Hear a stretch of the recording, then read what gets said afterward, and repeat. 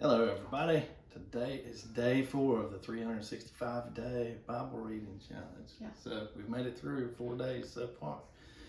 I'm going to start today in Genesis 14, and I'm going to focus on verses 18 through 20.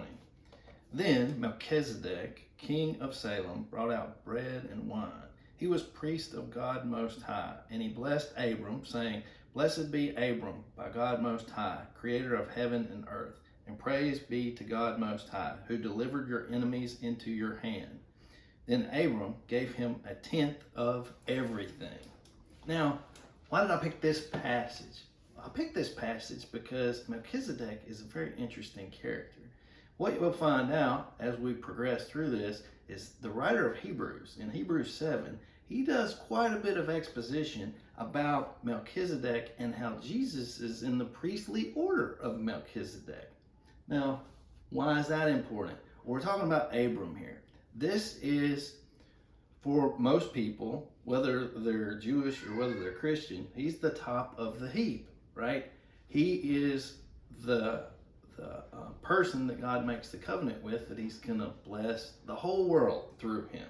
Well, what does he do right here? Well, after Abram wins this battle, goes out and wins the battle and gets Lot back, he gives an offering and gets blessed by Melchizedek.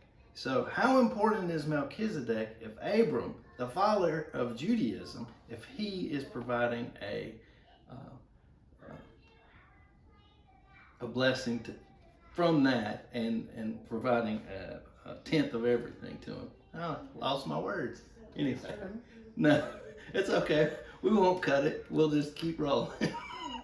So anyhow, With the kids hollering in the background, by the way, too. That's Melchizedek. That's my verse for today. So. Oh, Melchizedek. All right. Melchizedek. All right. Well, speaking of kids hollering in the background very loudly, the thing that stood out to me was in the genealogy, and I'm sorry, I know that's not everybody's favorite part, but I still read it and I still try to pronounce the names. When we had Jesse, we had already been married for over 9 years, and I'm like, we're never gonna have a kid. It's never gonna happen. It's too late. It's too late. It's too late. Time's up. It's not gonna happen.